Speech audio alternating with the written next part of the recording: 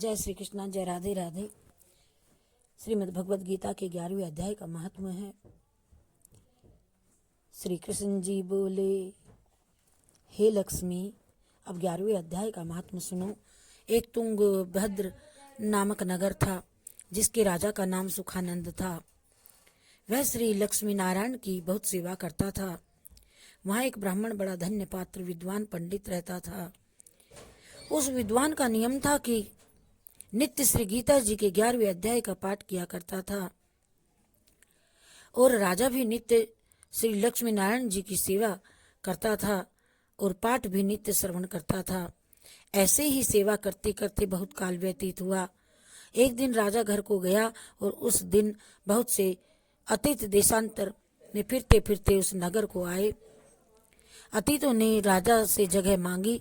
राजा ने बड़ी हवेली खुलवा दी तथा जहाँ अतीत उतरे राजा ने सीधा भी दिया और रसोई कर अतीत बड़े प्रसन्न हुए और अमृत तुल्य वचन बोले। राजा उनके दर्शन को गया। राजा का बेटा भी साथ था और कई भृत्य भी साथ थे। राजा उस हवेली में आया और जो महंत था उसके साथ राजा बातचीत करने लगा और राजा का पुत्र खेलने लगा। वहाँ एक प्रेत रहता था। उस प्रेत ने राजा के पुत्र को मारा। चाकरों ने राजा को खबर की। राजा यद्यपि सेवा करता व कथा श्रवण करता था, परंतु पुत्र के मोहवश राजा के मन में दुर्बुद्धि आ गई। राजा बोला, हे संत जी, आपका दर्शन हमको बहुत फला है। एक पुत्र था, वह भी प्रेत ने मार दिया। तब संत बोले, हे राजन, चलो देखें कहाँ है तेरा पुत्र। राजा, ब्राह्मण, महंत सभी वहां आए जहाँ राजकुमार मरा पड़ा था। तब ब्राह्मण ने कहा, अरे प्रेत, तू इस लड़के पर कृपा दृष्टि कर, जिससे ये लड़का भी जी उठे, और मैं तुझे श्री गीता जी के 11वें अध्याय का पाठ सुनाता हूँ, तो उसे श्रवण कर, इससे तेरा कल्याण होगा। अब तू पिछले जन्म की बात कहो। तब प्रेत बोला, मैं पूर्व जन्म में ब्राह्मण था, इस ग्राम के बाहर हल जोतता था। तब एक दुर्बल विप्र आया, सो इस खेत में गिर पड़ा। उसके शरीर से रुधिर निकला। तब एक चील ने उसका मांस नोच लिया। मैं बैठा बैठा देखता रहा। मेरे मन में दया न आई जो उस विप्र को चील से छुड़ा दूं। इतने में एक विप्र आया।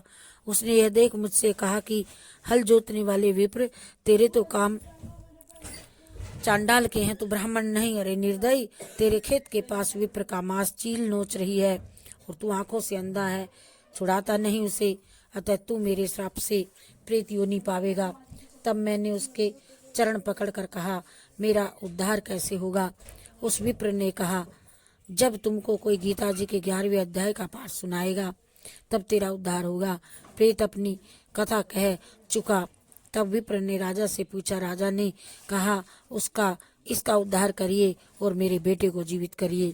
तब विप्र ने गीता जी के 11वें अध्याय का पाठ करके प्रेत पर जल छिड़का, जिससे प्रेत ने अधम देह से छूटकर देव देही पाई और राजा का पुत्र भी सजीव हो प्रेत देही से श्याम सुंदर चतुर्भुज रूप हो गया। स्वर्ग से विमान आए, उसमें बैठकर वह प्रेत स्वर्ग को गया। राजा का पुत्र भी गीता के 11वें अध्याय का पाठ सुनने से श्री नारायण जी का भक्त हुआ। तब उस ब्राह्मण से राजा ने भी गीता के 11वें अध्याय का पाठ श्रवण किया। इस प्रकार वह राजा परम गति का अधिकारी हुआ। श्री कृष्ण गोविंद हरे मुरारी, हे नाथ नारायण वासुदेवा। श्री कृष्ण गोविंद हरे मुरारी, हे नाथ नारायण वासुदेव। श्री कृष्ण गोविंद हरे मुरारी, हे नाथ। कृष्णार्पणमस्तु, शिवार्पणमस्तु।